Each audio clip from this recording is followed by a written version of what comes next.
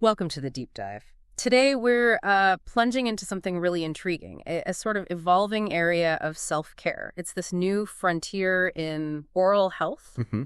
where these like ancestral traditions are meeting up with modern innovation for keeping teeth and gums healthy. It feels like we're moving beyond just the usual conventional stuff. Yeah, the standard toothpaste and floss routine. Exactly. So, for this deep dive, we've got two main sources we're drawing from. There's a video presentation about a product called Fortbite, and then we also have this pretty detailed scientific script that talks about naturalistic oral health more broadly. Okay, two different angles. Right. And the Fortbite video, it kicks things off with a pretty attention-grabbing claim.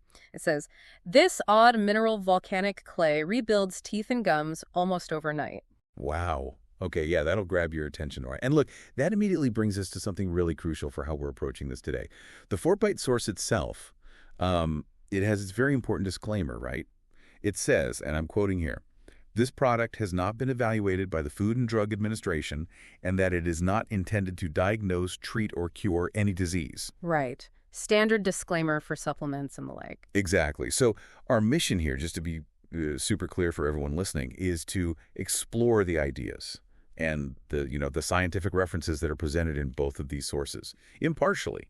We're definitely not here to endorse Fortbite or any specific product. It's more about helping you understand the bigger picture of natural oral health concepts. Absolutely. And it's still interesting, even with that disclaimer, how Fortbite is presented. The video calls it a bespoke proprietary formula. It mentions 11 high-quality herbal tooth and gums, strengthening ingredients, and stomach health supporting compounds. Mm-hmm. Quite a list. Yeah. And they also mention its popularity, citing, get this, 17,481 reviews from customers. Okay, so there's definitely interest there. And this is where it gets fascinating for our deep dive, I think, how these natural ingredients, many with like really deep roots in traditional use, how they're now being looked at through a modern scientific lens. Hey. So our goal for you, the listeners, really to unpack what the science actually tells us. Can we connect those ancient dots with the current research and maybe reshape how you think about your oral health and maybe even your overall well-being too? That's where the scientific script really shines, isn't it? Because when you hear claims like rebuilding teeth, it sounds, well, almost too good to be true. What's the science actually say about how that could even work? Like, what is remineralization? Yeah, that's a perfect starting point. Remineralization. It's absolutely key. And it's something your body, believe it or not, constantly trying to do anyway. But simply, remineralization is your teeth's own amazing natural repair system. Think of it like the enamel on your teeth rehardening itself after acids, maybe from food or drinks, have softened it. It does this by pulling minerals, mainly calcium and phosphate, right out of your saliva. Huh. So it's a natural process. It is. And our scientific script points out that it's not just passive. Certain natural ingredients and just having a healthy environment in your mouth generally can actually support this. They can speed up that natural repair. Okay, so it's less about a miracle cure and more about, like, helping the body do its job better. Precisely. That brings me to another term that seems to pop up a lot in this area, the oral microbiome. Can you break that down a bit? Why is it so important, according to the science? Not just for the mouth, but for overall health, too. Absolutely. The oral microbiome. Okay, picture this. It's like a tiny, bustling city inside your mouth. Yeah.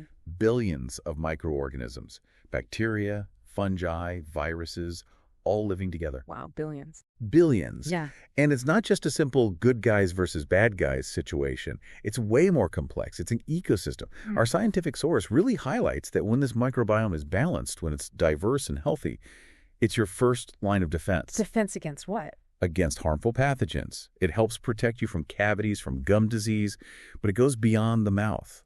There's growing evidence linking the oral microbiome to systemic health, things like heart health, diabetes, even cognitive function. Seriously. Seriously.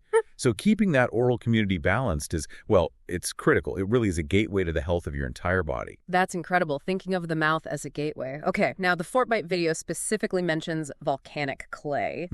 Our scientific script obviously doesn't endorse products, but what does it say about mineral clays, like in general? How might they fit into this natural approach? Yeah, this is where things get really interesting, that intersection.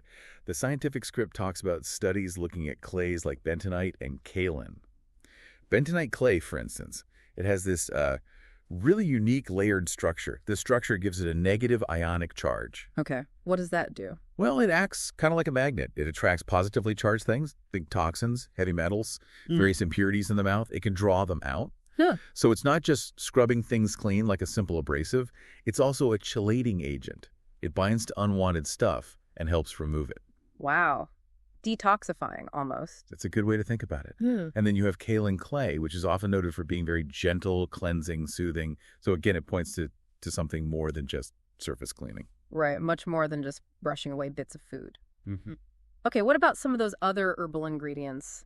The 4-bite list mentioned things like myrrh, peppermint, clove, lemon peel. These definitely sound like things from, traditional remedies. Does modern science back them up? It really does. Yeah. And it's a fantastic example of, like you said, traditional wisdom meeting modern science. Take myrrh. It's ancient, used for centuries for mouth issues.